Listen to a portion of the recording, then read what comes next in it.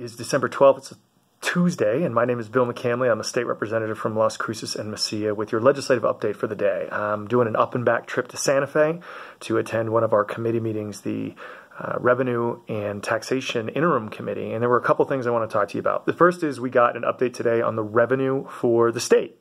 And there's going to be about, I think they were saying $200 million of quote-unquote new money this year.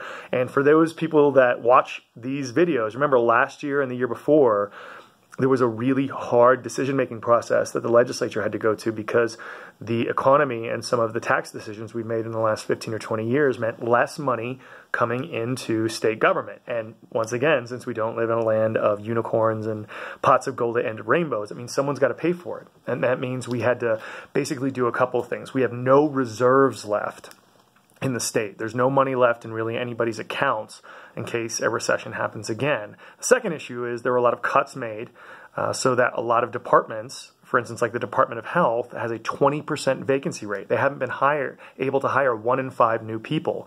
Universities have also been cut quite a bit during this last 3 to 4 years. So there's going to be a pretty good probably tug of war in this session about what to do with money. How much do we build our reserves back up again, which allows us to plan for another recession, but also allows us to keep our bond rating low. Bond ratings are like credit ratings. And when you don't have any money in the bank, a lot of times people say, hey, I'm not going to loan for you because if something happens, you're not going to be able to pay it back. So if we raise our reserves, we're prepared and our bond rating stays low. On the other hand, we probably are going to have to find ways of getting departments and state agencies the money they need to do the very basic things that people require for government. The second thing that we talked about today is there's a new tool that is being developed by a large company called Ernst & Young regarding tax reform. Remember, once again, this is something I've been pretty heavily involved with a lot, is that our gross receipts tax, the thing you pay when you buy a shirt here in New Mexico, is like Swiss cheese, and it's really high. So it used to be really low. We used to tax everything, all services, all goods, everything.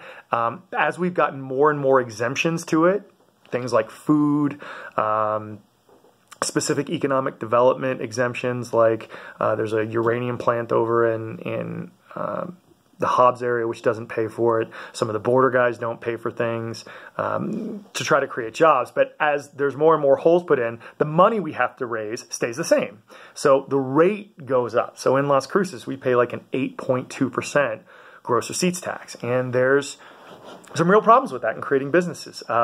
New businesses, it's very complicated. For those people that don't get an exemption, it's really high.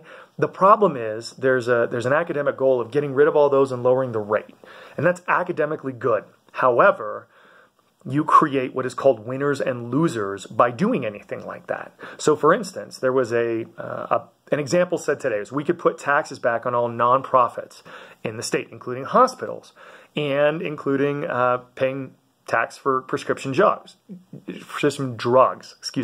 What that will do is allow us to lower the rate for business-to-business transactions, which is like if I go and hire an engineer, not for the engineering, but so I can complete this other thing, that business-to-business tax would go away and hopefully help businesses, but healthcare would go up, or prescription drugs would go up, and that really hurts people that are working class at the bottom of the spectrum, and that's called regressivity. The more regressive a tax is, the more people at the bottom pay a higher share of what they earn than people at the top do. And New Mexico already has a fairly regressive tax structure. And the thing that I want to avoid is making it more regressive. And there's 2 reasons for that. Number one, I don't think that we should be putting more tax burden on the people that are barely struggling to make it for a living.